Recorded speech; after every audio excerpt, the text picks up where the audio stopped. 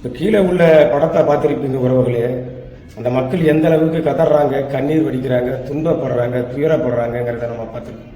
பார்க்கும்போது மனசு மிகப்பெரிய அளவிலே வேதனைப்படுது. என்னடா இப்படி நடக்கு, என்ன காரணம்னு சொல்லிட்டு அங்கிட்ட ஆய்வுக்கு போனால் என்னன்னா, கள்ளக்குறிச்சி மாவட்டம் சின்னசேலம் வட்டம் திம்மாபுரம்ங்கிற ஒரு கிராமம். கிராமத்தில் பார்த்தீங்கன்னா 1985-86 இந்திரா காந்தி நினைவு குடியிருப்பு திட்டத்தின் கீழ் வறுமை கோட்டு கீழே உள்ள மக்களுக்கு என்ன பண்ணுறாங்க, 32 பேர்த்துக்கு என்ன பண்ணுறாங்கன்னா இடம் வழங்கி வீடு கட்டி கொடுக்குறாங்க. கவர்மெண்ட்டு தான் இடம் வழங்கி வீடு கட்டி கொடுக்குறான், சரியா? அப்போ அதில் தான் இவங்க என்ன பண்ணுறாங்கன்னா 40 வருஷமாக அமைதியான முறையில் அவங்க பாட்டில் வாழ்ந்து வராங்க. இன்றைக்கி நேற்று பார்த்தீங்கன்னா திடீர்னு வருவாய்த்துறையும் காவல்துறையும் இந்த இடத்துல யாரும் இருக்கக்கூடாது, கூட்டை விட்டு காலி பண்ணுங்க, இதை நாங்கள் இடிக்க போகிறோம், கோர்ட்டு உத்தரவு இருக்குது அப்படின்னு சொல்லி கூட்டை என்ன பண்ணுறாங்கன்னு இடிக்க போகிறாங்க.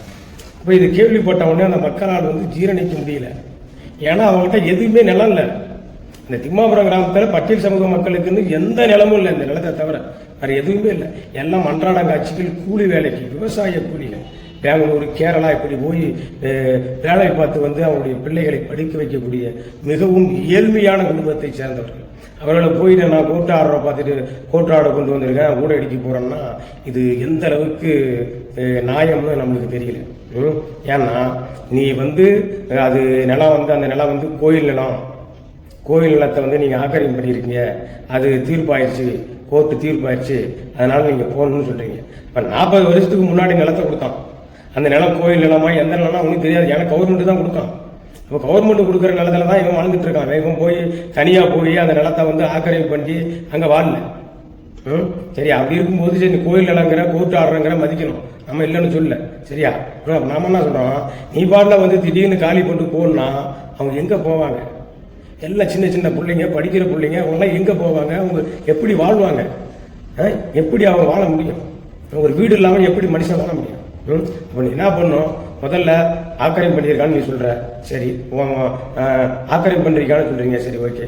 அப்போ அவங்களுக்கு என்ன பண்ணு, நீ 3 சென்ட் நிலம் வழங்கி அதில் வீடு கட்டி கொடுத்துட்டு அவங்கள அங்கே குடியமர்த்து பிறகுதானே நீ இந்த ஆக்கிரமிப்பு எடுக்கணும். அதை விட்டுட்டு திடீர்னு கூட்டு ஆடணும்னு நீ முடியாதுன்னா இது எந்த விதத்திலே நியாயம் என்று நமக்கு தெரியல. இது கேள்விப்பட்ட உடனே வழக்கம் போல் அங்கே களத்துக்கு யார் வராங்கன்னா விடுதலை சிறுத்தைகள் தான் வராங்க. விடுதலை சிறுத்தைகள் தான் அதிகாரி மட்டத்திலே பேசி ஒரு கால அவகாசம் கேட்டதா அவங்களும் சொல்கிறாங்க. நம்ம என்ன சொல்கிறோம், கால அவகாசங்கிறது விடுங்க, அது 2ஆம் கட்ட பிரச்சனை. முதல்ல அந்த மக்களுக்கு 3 சென்ட் நிலத்தை கொடு, வீடு கட்டி கொடு, அதன் பிறகு நீ ஆக்கிரமிப்பேடு. அதுதான் அந்த மக்களுடைய கோரிக்கையாக இருக்கிறது, வேற ஒன்றும் இல்லை. நம்ம என்ன சொல்கிறோம்னா, இந்த வருவாய்த்துறைக்கு ஒரு கேள்வி எழுப்புறோம், ஒரு தகவலை சொல்கிறோம். வருவாய்த்துறை இன்னைக்கு கோர்ட்டு ஆர்டரை காட்டி உடனே தொடையை தட்டிக்கிட்டு அந்த ஏழை எளிய மக்கள் இருக்கக்கூடிய ஊடை இடிக்கி வர, சரி, கேட்டால் கோர்ட்டு ஆடுறவங்க ரைட்டு, ஓகே. நான் என்ன சொல்கிறேன்னா, கோர்ட்டு அதே கோர்ட்டு ஆர்டர் தான்.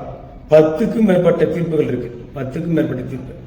பஞ்சம நிலத்தை பட்டியல் சமூக மக்களுக்கு கொடுக்கணும், அந்த பஞ்சம் நிலத்தை வரையறைச்சிக்கணும். அந்த பஞ்சம் நிலத்தை பட்டியல் சமூக மக்கள் இல்லாத மாற்று சமூகத்தினர் ஆக்கிரமிப்பு பண்ணிருந்தாங்கன்னா அந்த ஆக்கிரமிப்பை எடுக்கணும், எடுத்து அந்த பட்டியல் சமூக மக்களுக்கு கொடுக்கணும் அப்படின்னு தீர்ப்பு, நீதிமன்ற தீர்ப்பு வழங்கியிருக்கு.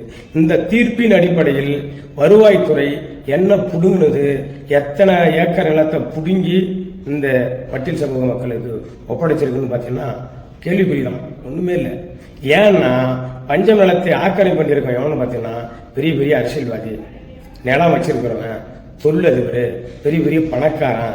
இவன் தான் அந்த நிலத்தை என்ன பண்ணுறான், பஞ்சம் நிலத்தை ஆட்டையை போட்டு வச்சிருக்கான். அப்போ அவங்ககிட்ட போய் அந்த நிலத்தை புடுங்க துப்பு இல்லை. ஏன்னா பெரிய பெரிய ஆளு, பணக்காரன், அரசியல்வாதி. அப்போ அவங்ககிட்ட போனால் என்ன ஒன்றும் தெரிய முடியுது உங்களுக்கு. அவங்ககிட்ட போகிறதுக்கு பயம், அந்த நிலத்தை புடுங்கிறதுக்கு பயம், தெம்பு இல்லை, திராணி இல்லை அந்த நிலத்தை புடுங்கிறதுக்கு.